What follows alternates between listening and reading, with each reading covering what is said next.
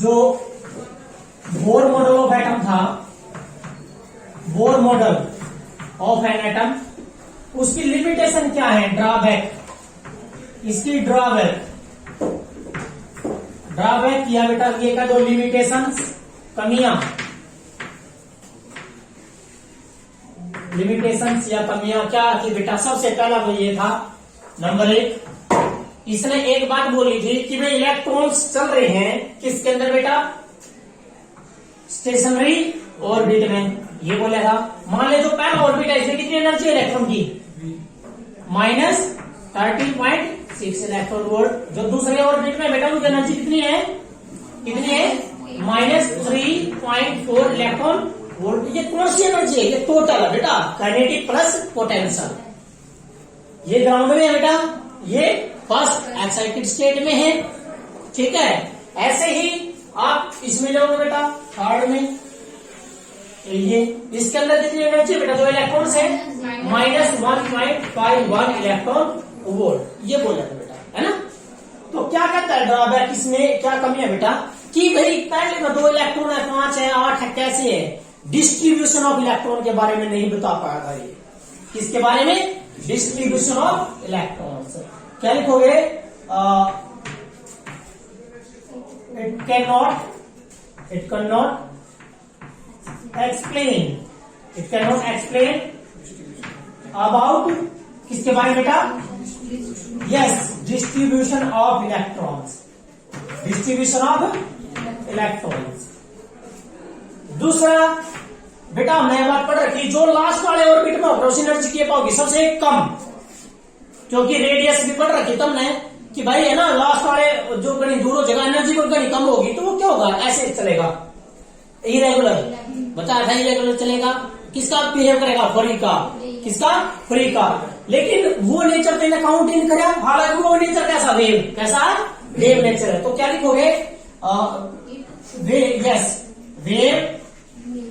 Nature of electrons, भाई wave nature of revolving electrons, wave nature of revolving electrons can not consider, भाई consider नहीं किए गए थे वेव, मतलब कि जो इलेक्ट्रॉन चल रहे हैं और चलते इलेक्ट्रॉन किसका वेव करते हैं बेटा, वेव शो करते हैं, वो इसने टॉपिक नहीं लिया था।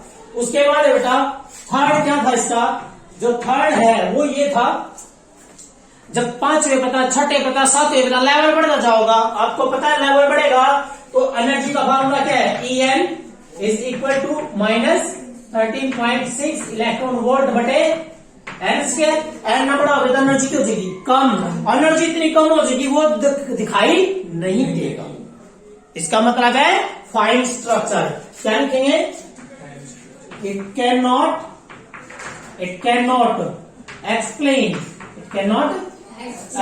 The fine structure, it cannot explain the fine structure of the spectral series, spectrum series का फाइन स्ट्रक्चर नहीं एक्सप्लेन कर पाया, ये लिमिटेशन थी बेटा इसकी, समझ गए। अब जो हमारा अब आपका जो टॉपिक है बेटा, वो क्या टॉपिक है देखिए, वो टॉपिक ये है, यदि कोई आपसे पूछता है क्वेश्चन में कि भाई आप ग्राउंड स्टेट में जो इलेक्ट्रॉन चल रहे हैं या फर्स्ट एक्साइटेड स्टेट में इलेक्ट्रॉन जो है बेटा, उनकी काइनेटिक एनर्जी बताओ या पोटेंशियल एनर्जी बताओ, बहुत अच्छा क्वेश्चन आता है। क्या पूछा बेटा, काइनेटिक एनर्जी एंड पोटेंशियल। आप सभी को बता के जाके रखेगा आपको टोटल, बेटा एक चीज बताई मैंने आपको याद हो कि टोटल एनर्जी बराबर थी किसके, आपकी टोटल एनर्जी बराबर थी kinetic energy plus potential energy. और बेटा एक और ध्यान दिया आपने कि टोटल एनर्जी बराबर थी minus of kinetic energy, total energy बराबर थी माइनस ऑफ काइनेटिक एनर्जी। दूसरा भाई पोटेंशियल एनर्जी बराबर थी ट्वाइस ऑफ टोटल एनर्जी, बेटा twice of total energy. Total energy 1/8 हो गया और पोटेंशियल 1/4 हो गया। क्वेश्चन आता है कि भाई आपको यदि ये दिया हो भाई ग्राउंड स्टेट में एनर्जी इतनी है, ये तो बेटा हाइड्रोजन की है। हाइड्रोजन लाइक के लिए क्या बनेगा? हाइड्रोजन लाइक के लिए मैंने बता रहा क्या, -13.6 इलेक्ट्रॉन वोल्ट क्या आएगा, Z square by N square.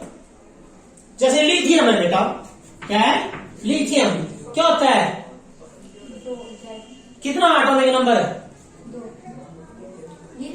3 है बेटा, 3 है, 37 3 होता है, क्या आएगा 1s2 2s1 आ गया ना, मतलब हाइड्रोजन से रिजेंबल करता है, लेकिन प्रिंसिपल क्वांटम नंबर क्या है इसका 2, कितना है बेटा 2, n की वैल्यू क्या रखोगे 2, z कितना है 3, तो ग्राउंड स्टेट में लिथियम के लिए एनर्जी क्या होगी, और लिथियम के लिए ग्राउंड स्टेट में एनर्जी बेटा यहां तो 1 रखोगे, लेकिन 1 का मतलब कौन सा है 2, क्योंकि बेटा यहां 1 नहीं रखना है, पहला ऑर्बिट इसका कौन सा है 2, क्योंकि लास्ट इलेक्ट्रॉन वही है इसका, लास्ट वाला इलेक्ट्रॉन बेटा ये है, ग्राउंड स्टेट क्या लोगे, तो n की वैल्यू क्या लोगे 2 लेना है, तो क्या बनेगी बेटा 2 का स्क्वायर 4 और 3 का स्क्वायर 9, तो -13.6 इंटू 9/4, तो बेटा इसको मल्टीप्लाई डिवाइड करा था कितना आया था 3.4, 9 से मल्टीप्लाई करो कितना आएगा 36, 3 9 30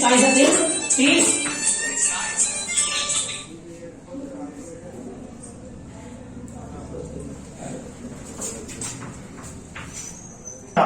कितनी आई एनर्जी 30.6 माइनस का, ये कहां है किसके,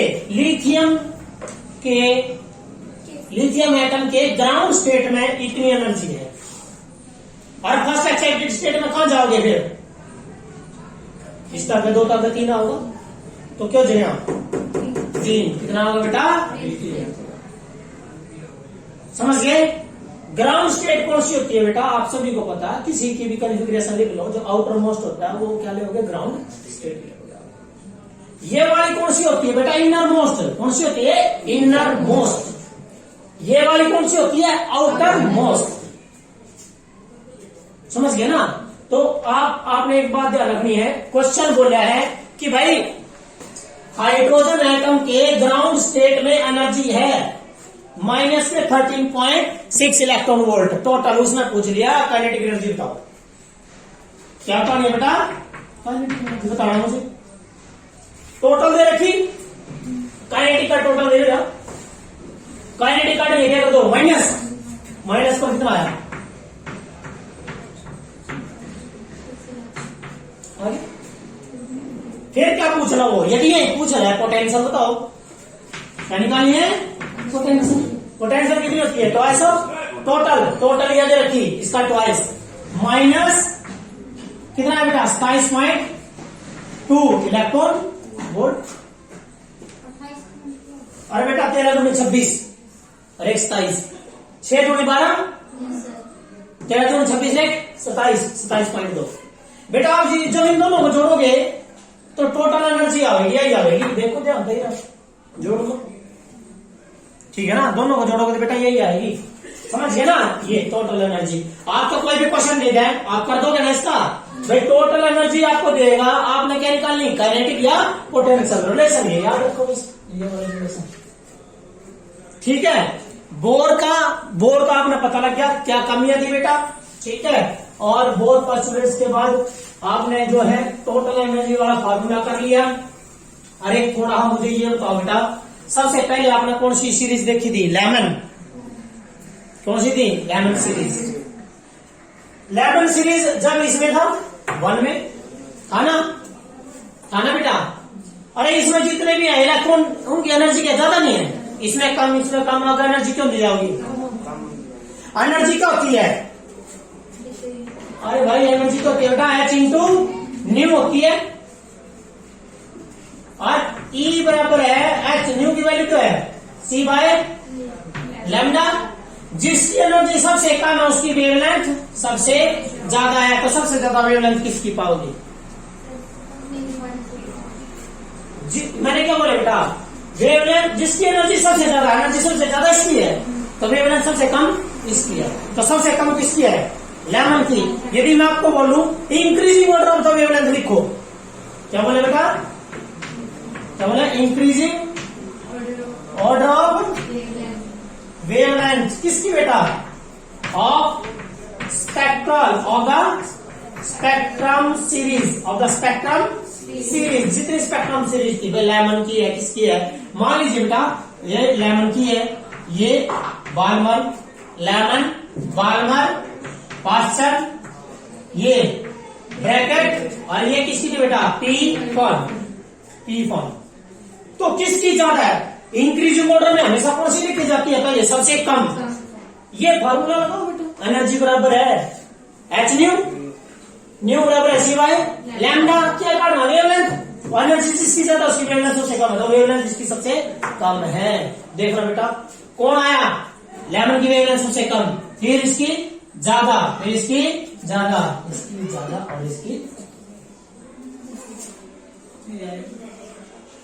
क्लियर है?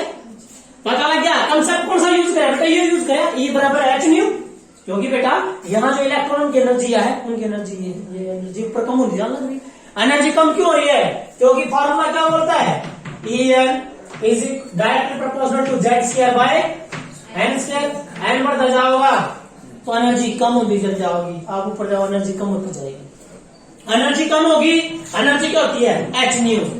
एच तो कांस्टेंट है तो के कम होगा, न्यू कम होगा। न्यू क्या होता है? सी बाय लैम्डा।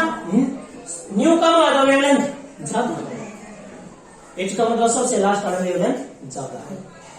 क्लियर है? तो ये था बेटा आपका चैप्टर। यहां से इंपॉर्टेंट जो है बेटा सबसे मेन है आपका बोर मॉडल। क्या बेटा? बोर मॉडल सबसे मेन था। बोर मॉडल 3 पोस्टुलेट्स थे, 3 इक्वेशन, और 3 इक्वेशन से रेडियस काट दी थी आपने, वेलोसिटी निकाल ली थी, फ्रीक्वेंसी निकाल ली थी, टाइम पीरियड निकाल दिया था, क्या निकाला था, और आपने टोटल एनर्जी निकाली।